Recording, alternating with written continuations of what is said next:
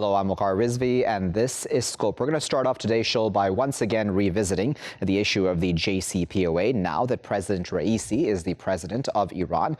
President Raisi, as well as President Macron of France, have had a telephone conversation in which both of them essentially pushed the other side over the issue of the JCPOA. Macron saying, and this is a statement he made even before this conversation as well, that Iran should come back to the negotiating table, i.e. the Vienna talks, which have been taking place since April 2021.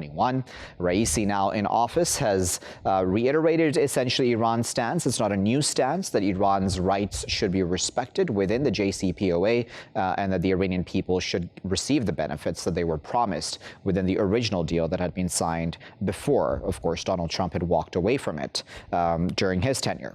Let's discuss those issues and others a bit further. We're now joined by Mostafa Khoshcheshm, who is a senior Iran affairs analyst. He's joining us today from Tehran. Joining us from Vienna is Laura Rockwood, who is the director of the Open Nuclear Network. And also joining us from Vienna is Mahdi, who is an economist with the Vienna Institute for International Economic Studies. He's also an external lecturer at the Vienna University of Economics and Business.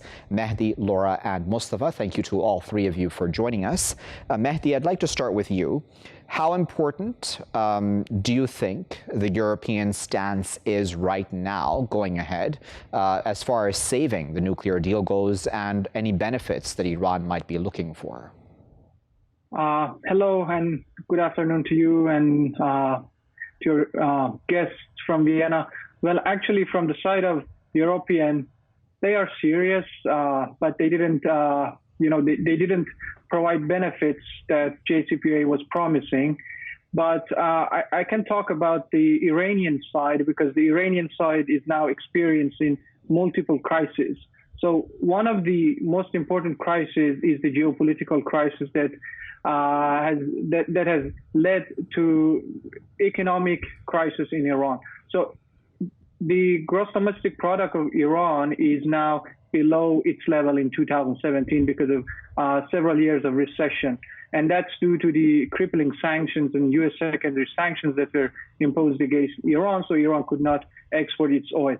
And another crisis is the COVID-19 pandemic crisis that hit Iran the most in the region because of not implementing good policy and sound policies by the government to stop and impede the pandemic in Iran. There are also multiple other crises like water shortages, like electricity shortages, and all of these have led to multiple regional and nationwide protests that were brutally and violently suppressed by the security forces in Iran. So the situation in Iran is very bad. It's pretty bad. And Iran needs to think about withdrawing from its previous policy and go directly negotiate with the U.S. in Vienna and also take some help and support from other signatories of the deal in order to get back to its commitment and also remove the sanctions from Iran economy. Yeah. Mostafa, is it that Iran really has no other choice right now but to go back to the negotiating table?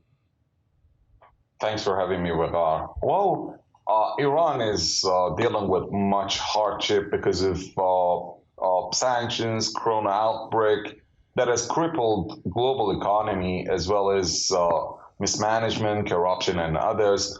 We do believe that much of the problem comes from home, not abroad. 30% probably of the sanction of the hardship Iranians endure is rooted in the U.S. sanctions and foreign pressures. But even that could be reduced to 10-20% because Iran could have done a lot under Rouhani. And actually in the last 20 years, we did not do much to expand ties with China, Russia, Latin America, Africa, and many others. Under President Rouhani, Iran ignored everything for the sake of de-escalation with the United States. And that's why he failed, actually. And that's why President Raisi was elected to office, because Iranians were critical of Rouhani's failure and his sole agenda to, de-escalate tensions with the United States.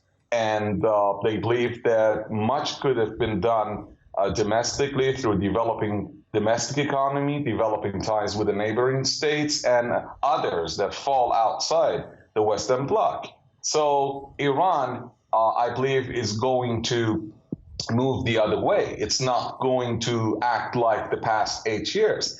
Iran and the United States and Europeans have struck 6 agreements. And in all these agreements, according to American officials and experts, Iran has always been in compliance with all these undertakings. And Americans have never done anything, actually. They have never removed the sanctions. So Iran has come to the conclusion that it should not waste time anymore. It should deal with, first of all, domestic economy and, remove mismanagement and corruption and many other things, and it could develop its domestic capabilities. Then it needs to work more on regional ties and ties with China and Russia. So I don't believe that Iran is going to be soft towards the Americans and Europeans under President Raisi.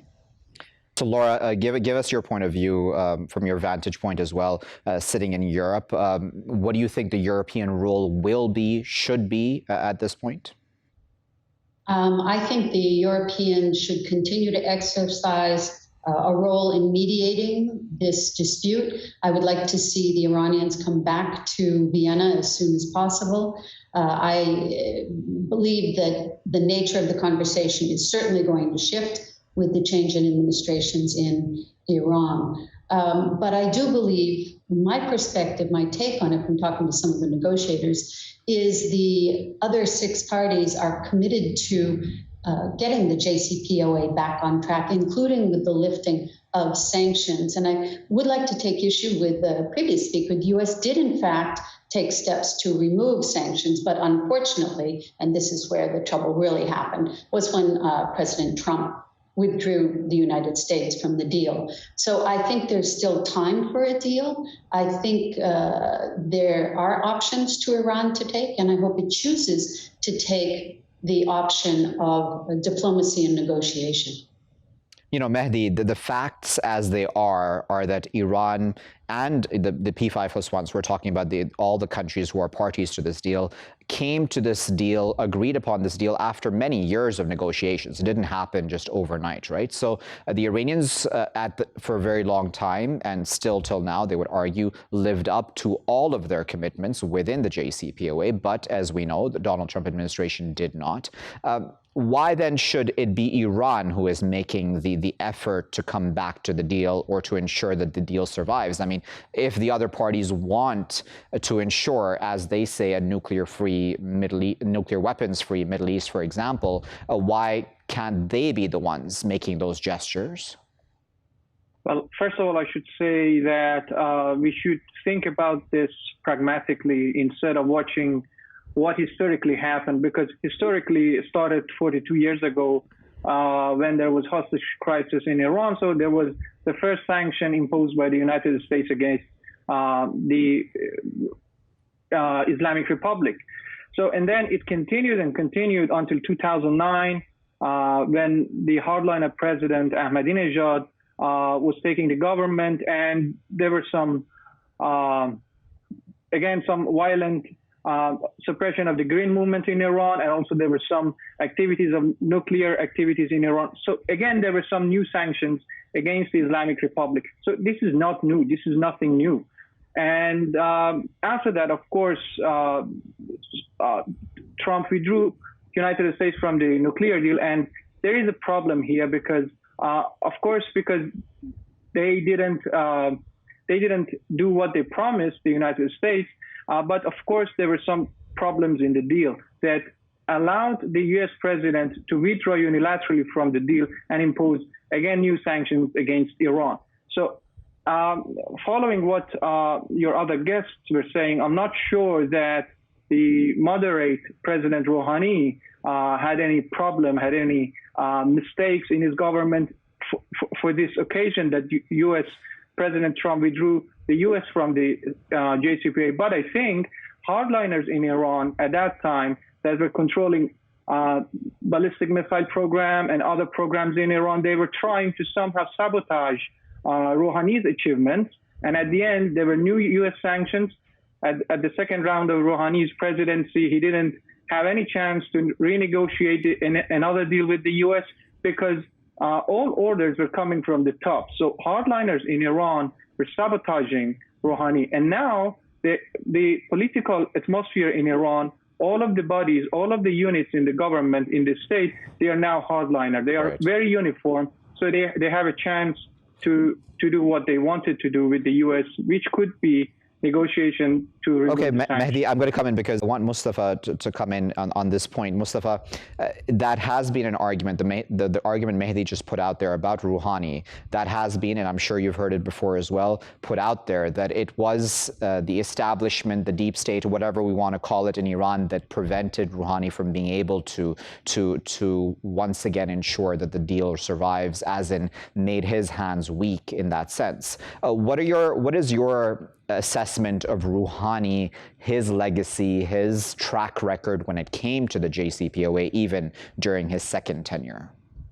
You know, Vera, first of all, we are not talking about history in here. Otherwise, it would date back to 1963 when Americans and the British did a coup d'etat and spared democracy, and ruined Iran's chance for any kind of democracy back 60 years ago. We are not talking about history here. We are talking about deals, and we are talking about confidence building. Now, the United States and European allies, they have had 6 chances for confidence building. The last one being JCPOA under President Obama, and they ruined that perfectly. You know, the nuclear deal was a nuclear deal. It was not a missile deal. It was not a regional deal. It was about Iran's nuclear program. The contents were very clear. Iran did its part according to 16 IAEA reports, and the United States had promised to remove the nuclear-related secondary sanctions, and they never did that, except for over the paper. So the problem here is that Iran never asked for, more. It asked Obama to remove the same promised nuclear-related sanctions because it had already done its part, and the U.S. never did that. Rouhani's only heritage and agenda was the nuclear deal, and since it never worked because of his passive diplomatic tactics and strategy that was confined only to negotiation as the only tool, failed him. He failed in making any kind of achievement. Therefore, after 8 years, he needed to say something to the public. So he repeated Obama's allegations that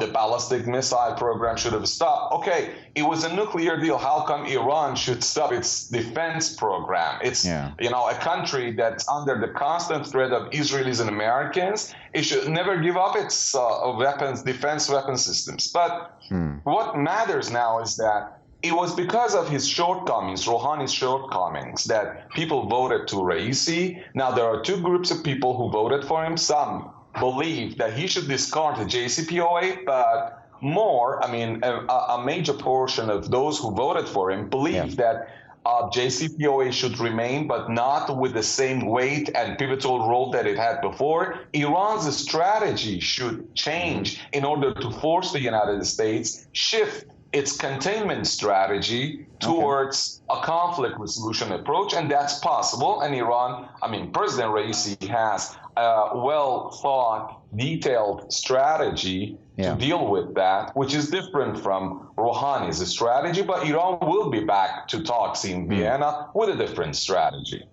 Laura, I don't think that we would blame, as even former now Foreign Minister Zarif had said, the Iranians for having a deficit of trust with the West, right?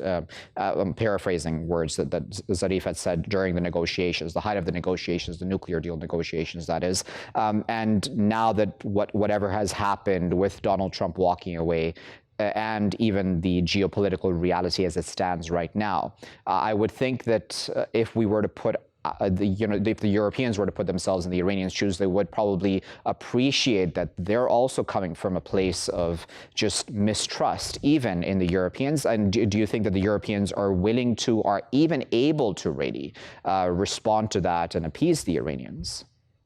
I think it's really important that we keep in mind that one doesn't generally negotiate with one's allies. One negotiates treaties, agreements like this with adversaries that, generally speaking, do have a history of mistrust. And that is certainly the case between Iran and the United States for many good reasons. Or let's say for many factual reasons, they're unfortunate reasons, let's put it that way.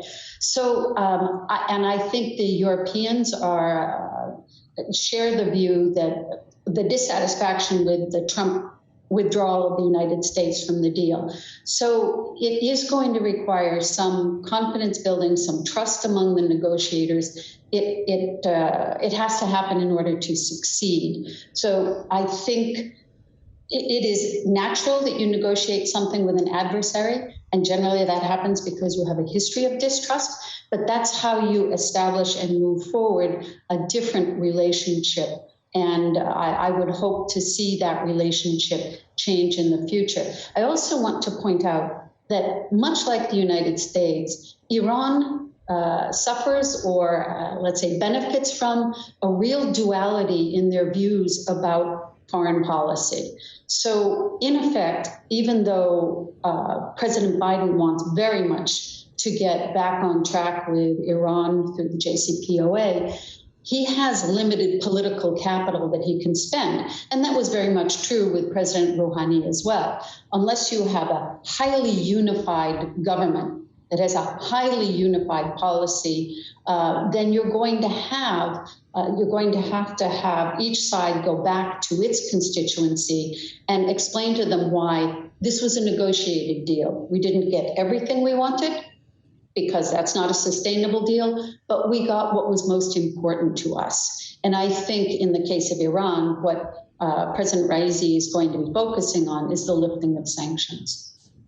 Okay, we're running out of time, so I want to give Mahdi and Mostafa time for final comments. Mahdi, I'll go to you first. As an economist yourself, you can certainly appreciate the fact that, as you pointed out in your first answer as well, that Iran is going through a very tough economic time right now, not just because of sanctions, because of the pandemic as well, but certainly the sanctions, even as Mostafa there pointed out, do play a significant role. Do you believe that there is still a chance, that there is still something that can be done in Vienna during these talks that can save this deal for the benefit, A, of the Iranian economy, and B, I mean, even for the European economy, possibly?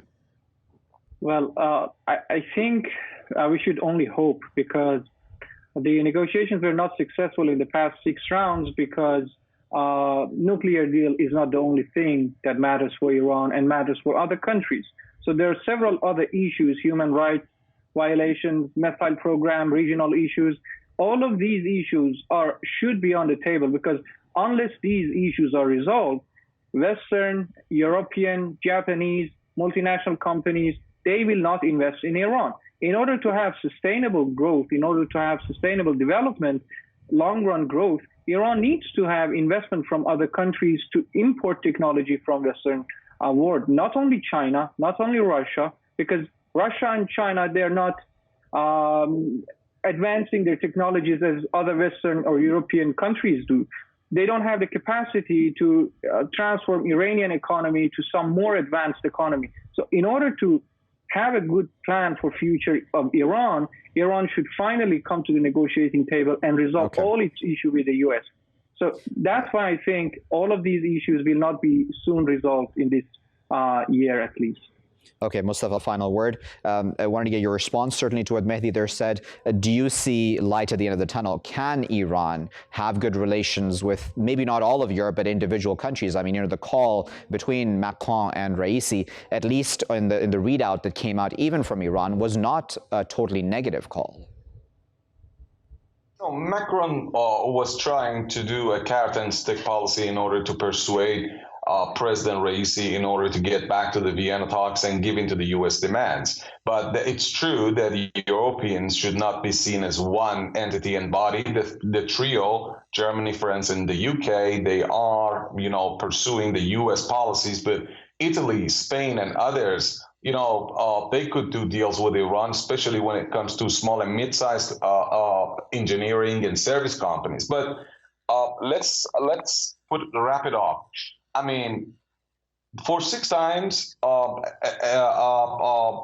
has been in compliance, and the United States and Europeans defied their undertakings. And as my colleague Laura said, Iran and the United States are adversaries, and they have deep mistrust of each other. So there is no guarantee that the seventh time would not fail. A seventh deal would not fail. Therefore, what matters is that at least for this seventh round, the opposite should happen. The U.S. should go for removing the sanctions first and give Iran a time for verification.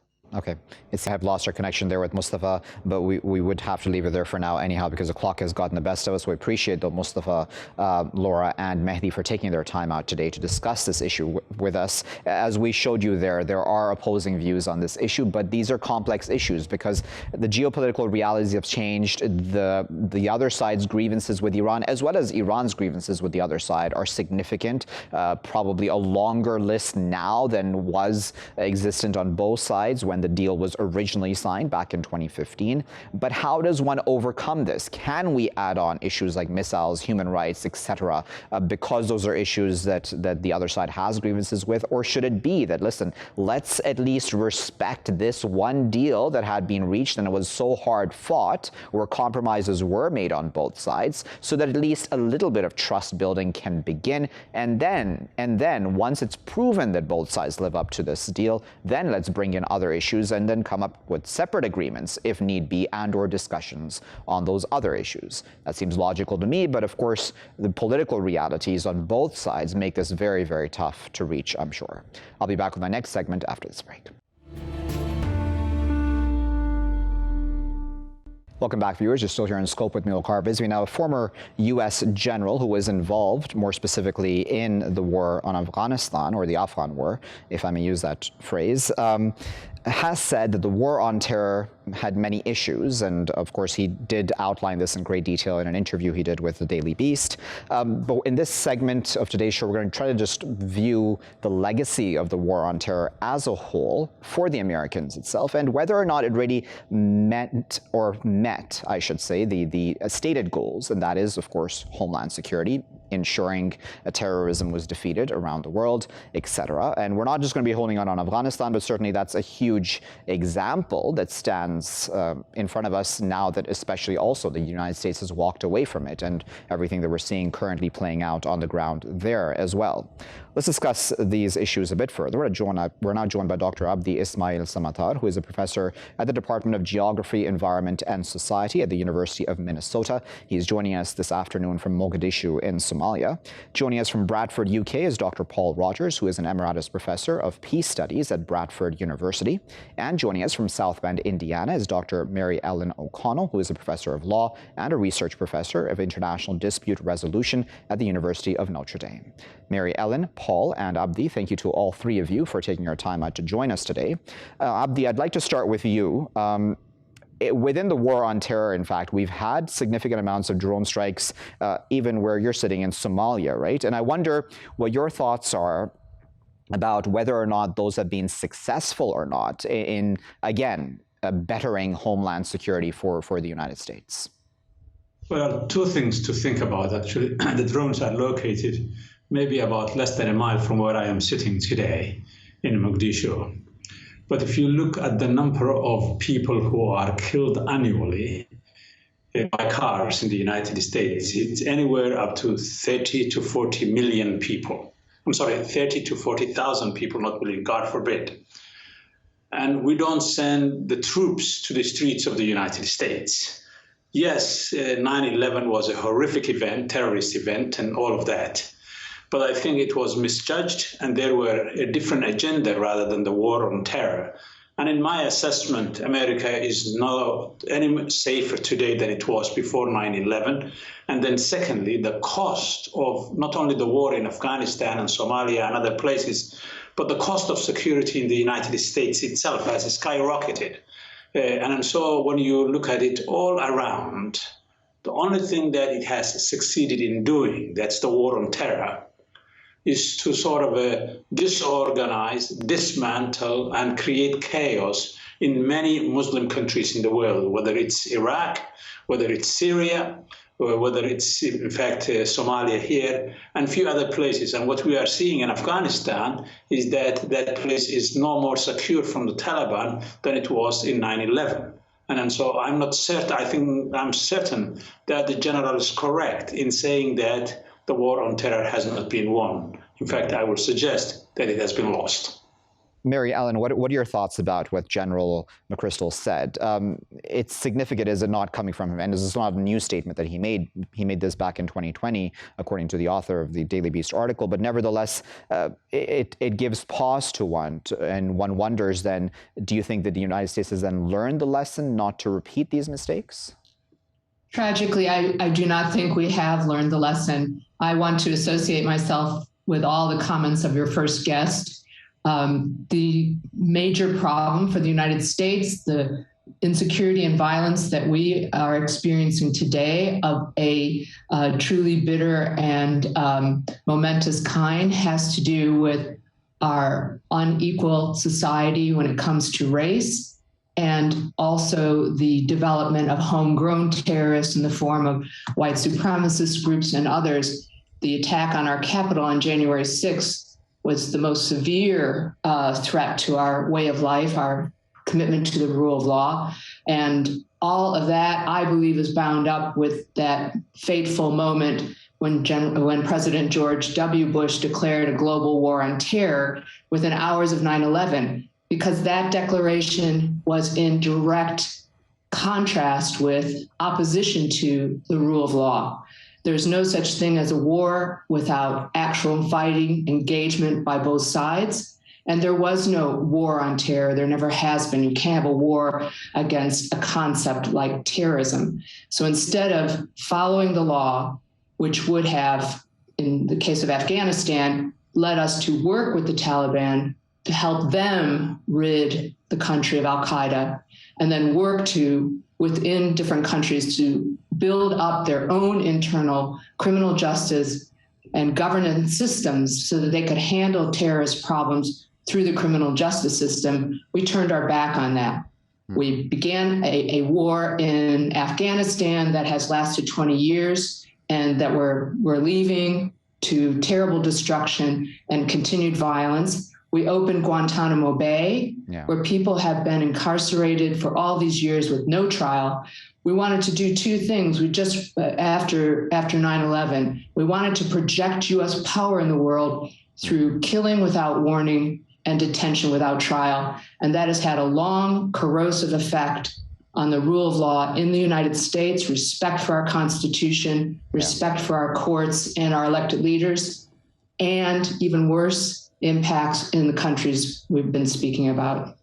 Paul, I wanted to bring you in on the conversation as well, and I wanted to ask you, because you are a professor of peace studies, the concept of peace, and we've been told this many times over the years, that the war on terror is to bring peace, in fact, to many peoples around the world, right? By defeating terrorism and then by therefore opening up their societies, bringing them freedoms, rights, etc. And that isn't exactly how this has worked out, has it?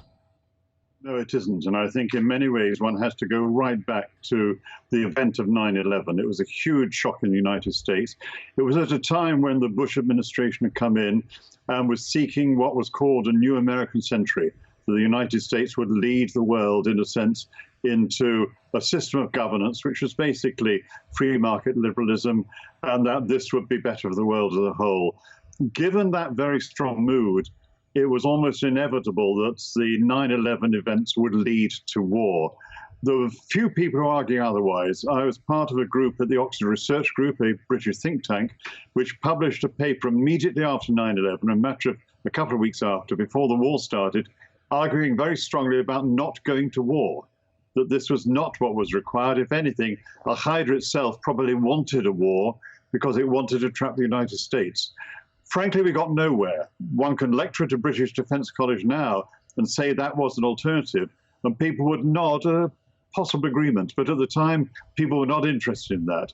And the problem was that to see this as a war, as Mary Ellen said, you cannot see a war on terror as being in any way a conventional war. I go farther than that. I mean, it's absolutely obvious, as two friends have said, that the war in Afghanistan has gone deeply wrong. But it is not just that.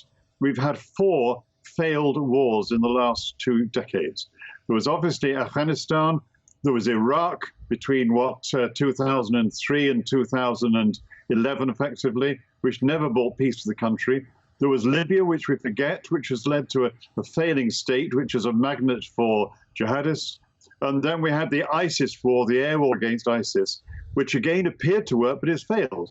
ISIS, Al-Qaeda and other groups are in operation in Libya, Mali, Mauritania, Burkina Faso, Niger, Nigeria, Chad, right through to Yemen, to an extent in Somalia, obviously Mozambique and DRC, and there's a problem across many parts of the world. You cannot basically handle this kind of movement by seeing it in a conventional military sense. In many ways, I think we have to rethink what we mean by security. And certainly, it is almost impossible to force or install what you might call peace on people. It just does not work that way. You have to get to grips with the underlying factors which lead to the development and support for movements such as Al-Qaeda and ISIS. Yeah. And I have to say, I don't think we're any nearer recognizing that now than there were 20 years ago. And that, I'm afraid, is a very grim reality, given that we have the huge worldwide problems such as COVID-19 and, of course, climate breakdown. I wanted to talk about the fact that, while, of course, certainly Afghanistan and Iraq were extremely important examples as well of the war on terror and how that was fought and continues to be fought, we may argue. But as I'm coming back to where you're sitting, because it's an important factor, the fact that many people do not actually realize that there are drone strikes still occurring, and still very recently at least, and still, I believe, will occur possibly into the near future in Somalia, and even where I'm sitting in Pakistan, even this country's prime minister has spoken about the many innocent civilians that have been killed by U.S. drone strikes, and I'm sure it's the same case, as you mentioned, in Somalia, and the fact that that works in a very counterproductive fashion, in fact, when it comes to the war on terror, because it, in fact, radicalizes more than less. Do you think it's the factor that Americans just don't know, because there's this joystick war, if I may use that phrase, and it's so out of sight, out of mind that the American people just don't realize what's really happening in their name? I don't think the problem is the American people. I think the American political and economic class is the culprit here. I mean, if you go back to 2006, I was again in Mogadishu in 2006 to do some sort of research. And then after almost a 15-year-long terror by warlords of ordinary people in this country, a group of Muslim clerics mobilized the population of the city of Mogadishu, which is about 2 million at that point in time, and mobilized that population and ultimately defeated the warlords. At that point in time, 2006, President George W. Bush was advised by people actually I knew at that point in time, and told him that there is a terrorist cell that's operating in Somalia, and that's what those religious people were. And so they invited the Ethiopian army into Mogadishu and into Somalia on Christmas Day in a Muslim country. And the war that began then is still with us, and that's how the so-called al-Shabaab terrorists came to be who they are. So rather than not only sowing the seeds of discord among Muslim people around the world, they have actually created the conditions for people like al-Shabaab to come to the fore and to continue to terrorize the population for almost a decade and a half now. So this war and the drones that come with it are directly linked to the American regime's misperceptions about what the issues are in these parts of the world. And so unless there's a different kind of a mindset, one that focuses on justice, as my colleague at Indiana is talking about, injustice in the United States, the 3 wealthiest men in America own more wealth than 50% of the American people. That's the kind of injustice that creates all kinds of havoc in societies. Yeah. And that's the same thing across the world, that the richest 8 people own more wealth than half of the Indian population, if you like. So unless we address those things, and unless we begin to see that other people have the rights and the responsibilities to govern themselves as they like it, particularly in the Muslim world, then and only then can we make any progress in overcoming what we are seeing today. And that is America loses the war on terror by not securing the homeland. I'm an American citizen, but also America loses the war because it creates chaos in so many Muslim countries, which then creates hatred for the United States, unfortunately. So, Melon, I want to go to that point that Abdi there just made, and there's sometimes the question is asked, why do they hate us so much? They hate us for our freedoms and our our liberties that we have. And I'm speaking, of course, in a third person about people who are opposed to the countries where this war on terror is being waged, saying that that sitting in this part of the world, for example, that we hate the U.S. because of its freedoms, liberties, etc. But there isn't actually contextualization of why certain people would be extremely critical of the United States and the role it's played through its drones or otherwise in the region. Why is there that disconnect? Is it down to war propaganda, if that's the correct phrase to use, or is it just down to pure disconnect? Because, as I put to Abdi, this is almost like a joystick war, at least when it comes to drones. This is a question I've been studying for over 20 years because, as you know, I've been very much focused on the use of drones and killing of people outside of armed conflict zones, which is completely in violation of human rights, international law in general, the right to life in particular. And I've really challenged myself to try to uncover what is it that has driven this really failed, terrible policy. I ask Americans all the time, educated people who follow the news closely, do you know how many drone strikes the United States carried out in Somalia during 2020? While a pandemic was raging, while climate change was wreaking havoc on forests and flooding cities and causing so much misery around the world, they have no idea. President Trump launched over 60 drone strikes in Somalia. How could that in any way make any sense? So what drives the United States to continue such a failed violent policy that only has counterproductive impacts across the board in all the ways that we've been discussing, Paul and Abdi have been so eloquent in commenting on.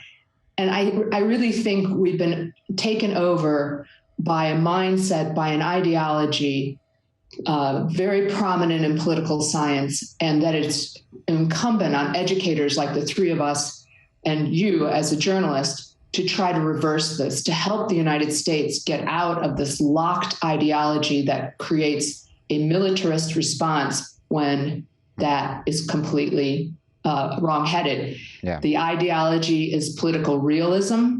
It's the sense that you must project military power to be a great nation, to have wealth, to have the benefits of economy. And part of the reason why this ideology continues to drive us, and believe me, we'll withdraw from Afghanistan after these failed 20 years. We'll stand by while the Taliban takes over, but we will continue drone strikes because we believe that we'll come up with the next technological advance that will lead us to continue in this dominant position, even while China is catching up and while other problems drag us down as a country. So what gets us out of that? I mean, it's a very strong ideology. I think my colleagues will agree with me. Mary Ellen, I'm going to cut you off. I do sincerely apologize for interrupting you. I do apologize. It's just the clock is getting the best of us, unfortunately. So I wanted to give Paul, if you allow me, the final word. Paul, on that point that Mary Ellen there so eloquently put as well, I wanted to add this on and ask you as well about what then this means going forward, because as she said, militarism has become extremely profitable as well. So it's very hard to then put this back into the box, isn't it? I mean, is peace going to be more profitable now? War is very profitable. Going back to the point that both Abdi and Mary Ellen raised, I think one has to appreciate that there's been a change in the nature of warfare by the West, in fact, by more and more countries. You had tens of thousands of boots on the ground in Afghanistan and Iraq, and in neither case did they work. And you've seen this slow, steady move to what we call remote warfare. And essentially, that involves armed drones, standoff weapons from aircraft, use of special forces, setting up of militias, and the rest. All of that is far less transparent, so you don't really know what's going on, which makes it far more difficult to handle. There are plenty of drone strikes being done in sub-Saharan African countries at present, and that's true in many parts of the world, and countries like Britain are expanding their forces. But the wider issue is that we see that the security paradigm, if you like, the control paradigm in security that should maintain control of things is not working. In fact, what I call it is lidism. We try and keep the lid on things rather than look at the underlying causes, so the pot boils over. And we're just not facing up now to the fact that the world's major problems cannot be solved by military means. And essentially, unless we do that, it is going to be a very big world. We have a neoliberal economy which is not delivering fairness. We're facing the huge problem of climate breakdown. Yet we stick with this old control paradigm, maintain control, keep the lid on.